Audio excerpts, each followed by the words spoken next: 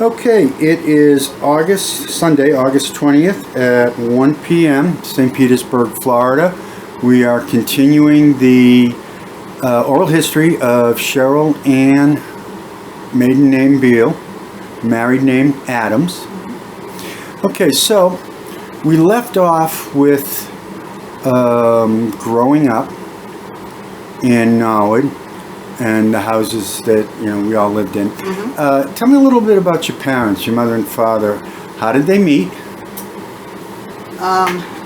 They met during World War II. I'm not sure the year. It's probably going to be like 1943 or 44. At a USO dance, I guess it was.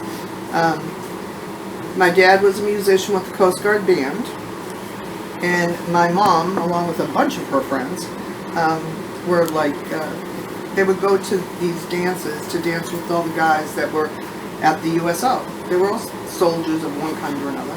Soldiers, sailors, whatever. Well, excuse me, when you say what, they just decide to go one night, or was there something, were they part of another organization? They may have been USO girls. I'm not sure. We never really narrowed down her actual job, if there was, a job. But, they just went, it was a very patriotic time. You helped in whatever way you could. So, Mom and her friends, who loved to dance, had ready-made dance partners in the soldiers and the sailors that went to the festivities. Now, where was this? California? Boston. Boston? Yeah, Daddy was stationed out of Boston. Okay. And I'm trying to remember. She just said there was always a ton of guys, and that she loved to dance, and she danced and she danced and she danced. She never not danced, as she put it. And she met a lot of really nice young men, some of which she remained friends with for many years, even after she and Daddy were married. And of course, her mother, Jen, maintained friendships with a lot of these young men because, they were very patriotic. They wanted to help these young guys out. They were away from home, and, they just made their home available. So. I remember Mom was saying after she and Daddy got married, the war was still going on. Mm-hmm. One of her friends from the USO days had gotten back from Europe. He was in the Navy, and he didn't know she was married. Oh. And so he called because he was heading over into the Pacific. Yeah. And she said they had made a date to meet because Dad said you have to, right? Because of the time. Right. And he never showed up. She doesn't know what happened to him. She thinks he might have been killed in action. He was one of the guys that was on the landing boats commanding them, I guess. Yeah. So, that's what the times were like. Okay, so they met at the USO. Did they start dating right away? How did that come about? Well, that's, I'm not exactly sure. Mom kind of glossed over everything. It was like, it was fun to dance, it was fun to go to the dances, and she and Daddy danced up a storm, and they were fantastic dancers. Thankfully, there's a movie of them at some party, and God knows where that is. But the two of them were dancing, and they would do the jitterbug, and he was throwing her all over Hellengott, and up in the air, and under his legs, and they were those crazy kids. So they had a really, really good time. I do know that Dad was kind of a player, and I guess he thought that was going to be perfectly okay with Barbie. Obviously did not know her well, because at one point, I guess he brought her home, and he said, "I'll call you." To which Mom replied, "Don't let the grass grow under your feet," and walked in the house. And I guess Dad was flabbergasted, because no girl had ever talked to him like that, because he was tall, he was dark, he was handsome, he had gorgeous blue eyes, and he was all that. So for her to just turn around and say, whatever, floored him. So that became, I guess that became the challenge. They got engaged shortly thereafter. And yeah. Now, there was a story that was told about Dad's relationship with his future father-in-law. Oh boy. Yeah. Okay. Here's the situation. Dad came from, you know, a poor family. They you know, Beasy, that would be Grandpa. You know, he was a hard-working guy. He worked for the MTA, and you know, he provided for his family. But they had this little like farmhouse that had originally been Grant's parents' place, and you know, they had goats and chickens, and you know, not a big farm. It was like a neighborhood farm. You know, everybody grew vegetables and whatever. So he came from that kind of a background, and Dad was not very proud of that. Felt he couldn't keep up because the Staveleys were fairly well-to-do. You know, I would say upper middle class. And Grandpa's family had been wealthy in England, so along comes Dad, and of course Dad had a bit of an attitude because he did think he was all that, and asked for Mom's hand in marriage, and Grandpa was not real anxious about that. He just turned around and he said, yeah, well, you can't keep her in stockings. How do you propose to take care of my daughter? And I have no idea what the answer to that was. All I know is that he spent the rest... Oh yeah, he probably said, just watch me. Yeah. But yeah, it was his mission in life to make sure that my mother wanted for nothing. And he treated her like a queen. I mean, her wish was his command. So yeah, he did well. Now, didn't Jack, Uh-huh. his future father-in-law, didn't he concoct a scheme with Dr. Holland to get Mummy away from Dad for a while? I know nothing about that. Oh, she never told you about the trip that she had to take Jack on, her father, because of his heart condition. He needed to be up in the mountains of New Hampshire. Oh. She never told you that? No. And the dog that went with him, that was from the front seat to the back seat. Nope, never heard that story. Which I found... Doesn't surprise me, but yeah, I didn't hear that story. I found it amusing because at that time gas rationing was going on. So where they got the gas coupons to pull that off, but I guess he was determined. Anyways, obviously, we're sitting here, so that plan did not work out too well. No, I mean, you know, Mom really did have a spine of steel, which was, you know, when push came to shove, she really was something to be reckoned with, and we didn't get to see it as kids. But when she got sick, is when you really saw the fortitude of that woman, which was astonishing, both times. So, yeah. She was well taken care of as a bride and as a wife and as a mom. So she could just kind of kick back and relax. Dad took care of everything. So when did they get married? June 17th, 1945. So it was still, World War II was... Ending. Yeah, Well, still going on it was in still going on. in Europe and Yeah. the Pacific. So did she ever tell you the story about going on the War Bond tour, I guess, where they're on the train and... On their honeymoon? Yeah. And Oh my God. She loved to tell that story. They got married at St. Teresa's in West Roxbury. And then the reception, you know, it was wartime. So the reception was at the house on LaGrange Street. And they spent their wedding night on a train. And I can't remember where the train was headed to, but it was all part of the USO tour because Dad was in the band, and you know, they kind of got married on a 24-hour pass. So yeah, they were they were on the train, and I can't remember. I know Artie Shaw was on there. I'm not sure if it was Glenn Miller or I know Cesar Romero was on the train because He was in the Coast Guard, as a matter of fact. Was he? Yeah, that's how Dad met him and knew him. Oh, because yeah. So there's all these like musicians and movie stars and people on this train, and they just love the fact that they were newlyweds. So comes time for, you know, the drinks have been had and the cake has been eaten and all this other stuff, and it's time for bed. They're newlyweds.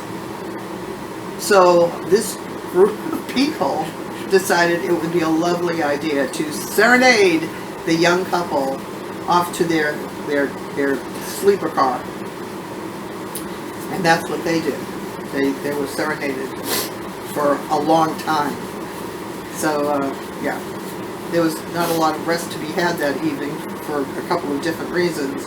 But yes, Mom spoke about Cesar Romero serenading her on her wedding night. And that was a really good memory for her.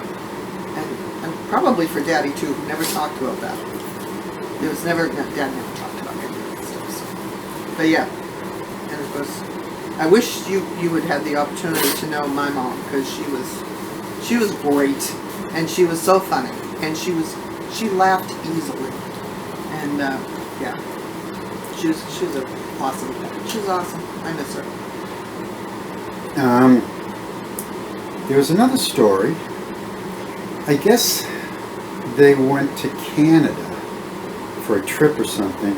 It was probably right after the war. He had been discharged, and they were up in, since Dad didn't like going over bridges. Oh God, no, Jesus, no. We'll get into that later. Oh, they were on the American side of the St. Lawrence in the Quebec area, so they all spoke French. Yeah. Did she ever tell you that story? Yeah, I remember something about eggs and earths, and I don't remember the whole story, but I just remember that when she did tell me, I was in hysterics laughing, because at that point I'd been taking French for a few years, so I kind of knew the vocabulary. Daddy did not. And who helped him out? A priest, right? I think so. To get the breakfast. And I believe the priest asked them where they were staying. And it was a particular hotel that was infamous, I guess. Was it the one in the red light district? Oh God, yeah. They had an adventure. Yeah, and what was it? Mom didn't know it. She kept asking why. Mom was very naive. Why were the doors opening and closing constantly all night? What are they doing in there? So she told the priest where they were staying, and I don't know if she told you Dad's reaction. She didn't tell me. All she said was he was not happy. I can just imagine. Oh, yeah. Okay, well, let's get into the whole... They had an adventure, yeah. I guess. Yeah. Well, let's flash forward to like 1970, I think, when they decided 1 week at Newfound Lake, the other week of the 2-week vacation would be spent at Messina Locks. That was an awesome vacation. That was an awesome vacation. So, yeah, so you go up to Newfound Lake, and you know, we had our week up there, which was always lovely, and you know, the same families would go year after year, so it was kind of like old home week when we go. And I think we used to go the last week in June, the first week in July. So I'm guessing that he decided that we were going to take the drive up to upstate New York, to Messina, and that would have been the first week in July. And I had to leave my boyfriend behind. And his daddy said, "Are you pining for that boy? You better not be pining for that boy." And Mom saying, "Just leave her alone." Cried the whole way. Dumb. So anyway, yeah, we all piled in the car. We're going to take this drive to Messina, New York. And of course, I was just like, "Oh, I don't. Why?" But it was It was awesome. We went through many places, through New England and then up through New York, and then we finally arrived at Messina, New York, which was on the shore of the St. Lawrence Seaway. And to get from one end of the Seaway to the other end and then get into the Great Lakes, you had to go through what are known as locks, which raised and lowered the ships that were coming down the Seaway to go to or into or out of the Great Lakes. Anyway, I think we spent a day or two there just watching these ships come through, and they were from all over the world. And you would be looking down at them, and then the water would enter, and it would raise these gigunda ships. I mean, they were huge ocean-going vessels, and they would be going up and down. And of course, the crew had nothing better to do than stand on the decks and wave. And they would wave and they would yell, and everybody spoke their own language, and it was just fascinating. It was just such a great vacation. Learned a lot. Went to a lot of different places. Went to some smorgasbord place. I've never seen so much food in my entire life. It was just tables after tables after tables. And it was, I think it was Norwegian. I'm not sure, but I ate stuff I didn't even know what I was eating. But it was delicious, all of it. And then just traveling around the area. And of course, Dad, there's a history. So, and I think we ended up going through Vermont and Lake Champlain, which did not go well. It was a little choppy that day. A lot choppy that day. So anybody that didn't have sea legs had a really hard time on that ferry. You know what's funny?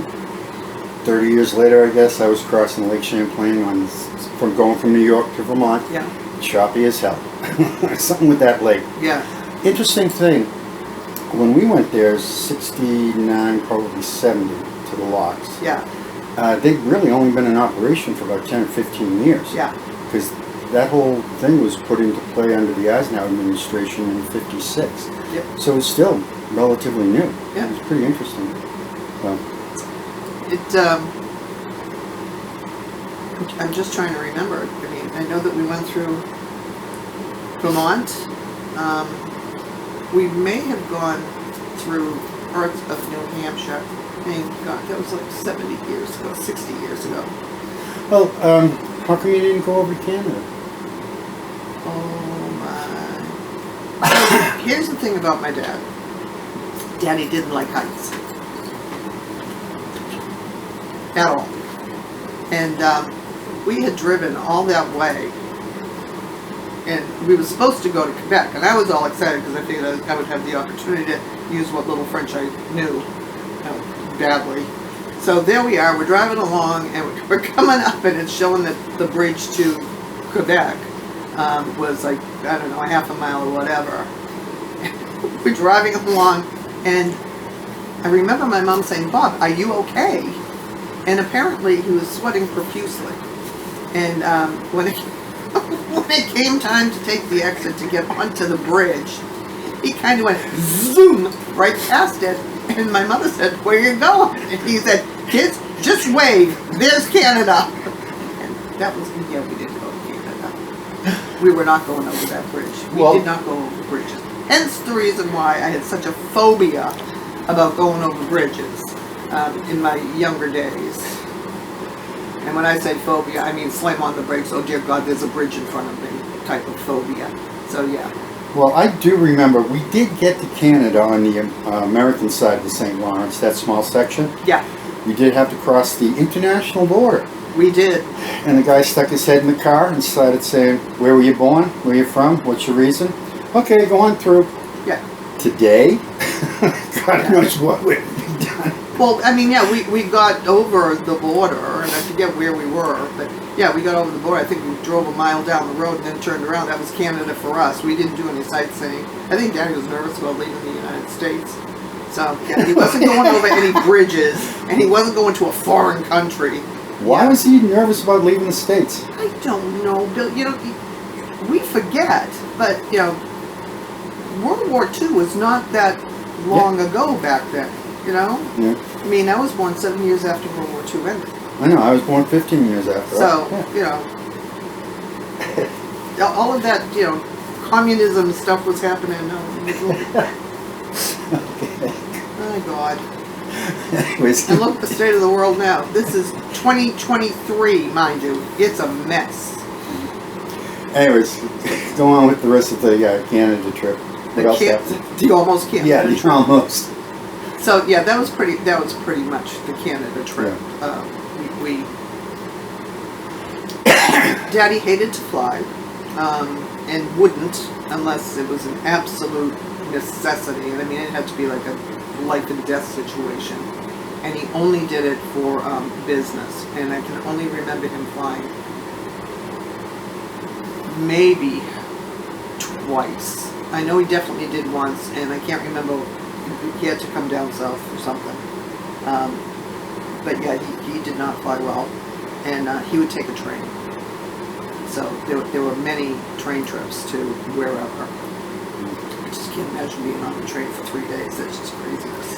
I remember once when Dad was leaving on a trip, a flask and some Manischewitz wine. I guess he just didn't like traveling, period.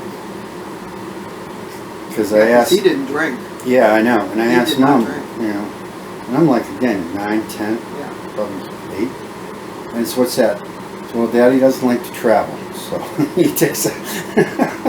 Yeah, I mean, the only time I recall seeing him drink liquor is if he had, like, the flu or something, because he'd make hot toddies. Yep. I mean, he made hot toddies for us. And that was the whiskey, the lemon, the sugar, and hot water. Yeah. Drugging the kids. It was like the NyQuil of the day. So. It was 1960. Yeah. That's fine. No problems. No problems. Everybody's liquoring up their kids. Well, it'll make them sleep. Yeah. Cheryl, do you remember the cartoon Underdog Yeah. and his super energy pill? Yeah. Okay. The cartoons. Yeah.